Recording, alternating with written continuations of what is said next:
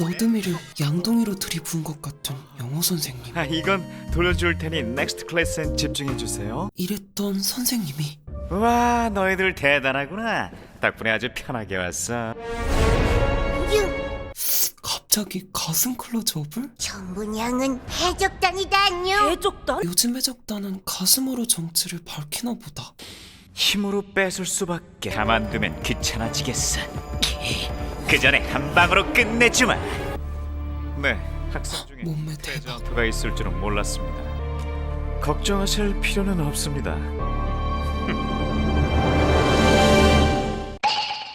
지난 12월 투니버스 신작 애니메이션 방과후 트레저 헌팅이 발표되었습니다. 방과후의 보물을 찾는 모험을 한다는 내용의 이 아동을 타겟팅한 애니메이션이 막상 1화가 공개되자 정작 아동이 아닌 성인들에게서 엄청난 화제가 되었는데요. 그 이유는 바로 이 악역 캐릭터 리처드 선생님 때문입니다. 리처드 선생님은 지금껏 아동용 애니메이션에서는 찾아볼 수 없었던 파격적인 설정들을 여럿 가지고 있는데요. 신분을 위장한 이중인격, 안경을 통한 갯모애와 흔히 말하는 광공을 연상케 하는 광기, 그리고 선생님이라고는 상상할 수 없는 탄탄한 핫바디까지 최근 장르 소설에서 잘 나가는 트렌드를 모두 집약해놓은 듯한 모습에 성인 시청자들은 열광하며 아래와 같은 반응을 보였습니다. 이야, 애들만 이런 좋은 걸 보고 있었다고? 이모두 같이 보자. 이건 리디북스 조기 교육 아니야? 이 나라 5덕계의 미래가 밝다. 와, 나 국산 애니 좋아했네? 애들이 봐도 되는 건지 어른이 먼저 보고 결정해야겠어. 사실 리처드 선생님의 이러한 캐릭터성이 이전에 없던 새로운 것은 아닙니다. 셔츠를 주로 입고 광기에 쌓인 몸 좋은 집착남 캐릭터는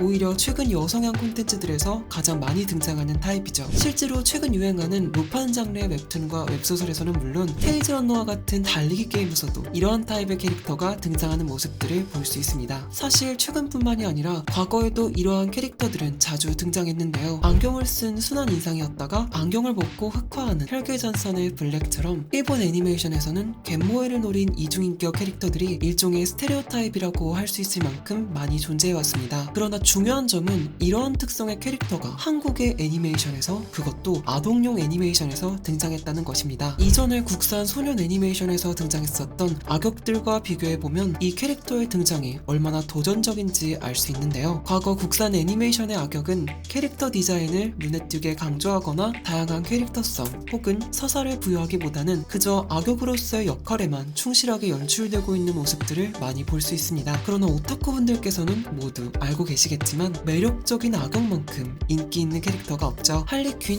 조커, 그리고 최근에 나온 영화 크루엘라까지 악역임에도 불구하고 독보적인 캐릭터성과 매력적인 서사를 가지고 있는 악역 캐릭터들의 인기는 주인공을 아득히 뛰어넘기도 합니다. 그래서인지 저도 이번 방과후 트레저 헌팅의 주인공들보다도 리처드 선생님이 더 마음에 드는데요. 제가 특히 마음에 들었던 점은 리처드 선생님의 성우였습니다. 리처드 선생님의 성우는 하울의 움직이는 성의 하울, 나루토의 사스케 등으로 유명한 김영선님이신데요. 많은 분들께서 김영선님의 최고의 연기로 미남 캐릭터 연기를 꼽지만 저는 김영선 성우님의 숨은 진면목은 이중인격 캐릭터의 연기라고 생각합니다. 그 예시로 대표적인 것이 바로 메이플 스토리의 윌입니다. 윌은 감미롭고 다정해 보이는 모습 뒤에 사악하고 음흉한 면모를 가지고 있는데요. 직접 한번 들어보시죠. 작은 실수가 큰 위험으로 이어지니 항상 방심하지 않도록 해요. 네, 맞아요. 당신은 아직도 벗어나지 못했습니다. 또 김영선 성우님의 대표적인 이중인격 캐릭터는 하나 더 있죠. 바로 데스노트의 야가미 라이토입니다. 필요한 거 없어요, 엄마. 필요한 건 손에 넣었다.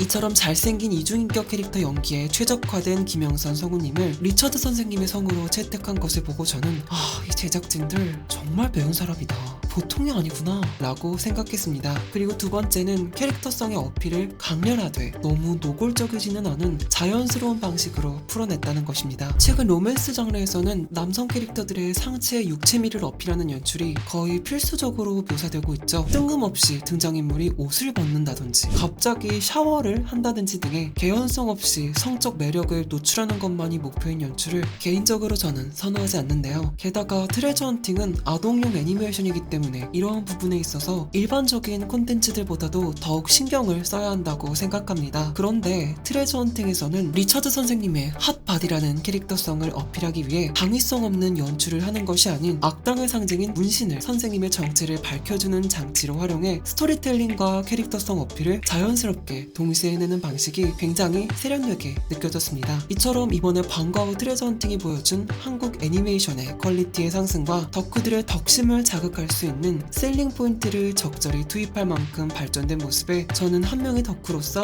큰 박수를 주고 싶었습니다. 사실 근데 이렇게만 들으면 지금까지 국내 시장에서의 한국 애니메이션의 입지는 매우 좁고 발전하지 못한 것처럼 보일 수 있는데요. 또 그렇지만은 않습니다. 뽀로로와 또봇 같은 3D 애니메이션은 물론 안녕 자두야, 놓치마 정신줄 등의 2D 애니메이션까지 한국의 아동 애니메이션 산업은 이미 내수 시장만으로도 충분할 만큼 높은 성과를 올리고 있습니다. 제가 어린 시절 짱구는 못 말려와 아따맘마와 같은 일본 작품을 봐야 했던 것과는 다르게 이제 국내에서 어린이용 애니메이션은 충분히 대체될 수 있게 된 것이죠. 그런데 제가 말씀드렸던 국내 성공작들을 보시면 한 가지 공통점이 있지 않나요? 바로 너무 순한 맛의 작품들이라는 것입니다. 자극적인 요소가 없는 일상적이고 순수한 내용은 물론 아동용 애니메이션에 아주 적합할 것입니다. 그러나 우리가 어린 시절 오타쿠가 됐었을 때를 생각해보면 어땠나요? 많은 분들께서 입덕작으로 이누야샤, 원피스, 나루토, 블리치 등을 꼽으시는데요. 하나같이 강렬한 캐릭터성과 서사들을 가진 나름의 매운맛이 있는 작품들이었습니다. 그리고 우리가 그러했듯이 지금의 어린이들도 순한 맛만 먹고 싶진 않을 것입니다. 가끔씩 불닭볶음면, 떡볶이 등 자극적인 것들 당연히 먹고 싶어 하거든요. 그리고 이러한 니즈를 충족하기 위해서 우리는 일본 애니메이션만을 봐야 했었죠. 그러나 이번 작품을 보니 이제는 아동용 애니메이션의 대체를 넘어 조금 더 높은 연령대를 타겟으로 하는 애니메이션도 언젠가는 대체될 수도 있지 않을까? 라는 아주 작은 희망을 보여준 한 걸음이라고 생각합니다. 이번 방과 후 트레저 헌팅의 제작사는 바로 신비아파트를 만들었던 스튜디오 바주카입니다. 신비아파트의 감독님은 과거에 투니버스에서 학교 괴담과 괴담 레스토랑이 인기가 많은 것을 보고 한국형 호러 애니메이션을 만들어보자는 생각에서 제작하게 되었다고 합니다. 사실 학교 괴담은 일본의 도시전설에서 볼 법한 요괴들이 등장했는데요. 같은 동양문화권 나라인 만큼 요괴들이 우리나라의 귀신과 비슷한 경우도 많았지만 아무래도 다소 위화감을 느끼는 경우가 있었고 또 우리나라 사람들이 우리나라 고유의 귀신들을 접할 기회가 적다는 점은 분명히 아쉬운 점이었죠. 그러나 신비아파트 덕분에 우리나라 아이들은 학교 괴담을 보지 않고 신비아파트를 보면서 우리나라 고유의 귀신을 접할 수 있게 되었습니다. 이처럼 문화에 대한 혁신은 이러한 작은 시도에서부터 생기는 것이라고 저는 생각하면서 이번 방과 후 트레저 헌팅이 더욱 성공하길 바라게 되었습니다. 마지막으로 드리고 싶은 말씀은 여러분 혹시 고스트 메신저라는 작품에 대해서 알고 계신가요? 이례적으로 한국에서 오타쿠층을 겨냥하고 만들었던 애니메이션으로 방영 당시 정말 폭발적인 화제를 불러 모았으나 결국 사업적인 문제에 부딪혀서 2화까지밖에 나오지 못하였습니다. 때문에 7년이 지난 지금까지도 많은 팬들이 3화를 기다리는 중인 상황입니다. 그리고 이 방과 후 트레저 헌팅도 파일럿 프로그램인데요. 파일럿 프로그램이란 프로그램을 정규 편성하기 전에 가능성을 평가하고자 미리 시범적으로 제작하는 일회성 에피소드를 말합니다. 즉 방과 후 트레저 헌팅 또한 여러분들의 관심 여하에 따라 앞으로의 제작이 진척될 수도 요원해질 수도 있는 것이죠. 그렇기 때문에 현재 유튜브에서 1화 선공개 중인 방과 후 트레저 헌팅 많이들 가서 봐주시고 관심 가져주시면 좋을 것 같습니다. 이런 게 잘 돼야 더 많은 리디 조기교 캐릭터들이 세상에 빛을 볼. 그럼 여기까지 덕질하며 분석하는 덕분이었고 오늘도 여러분 덕분입니다.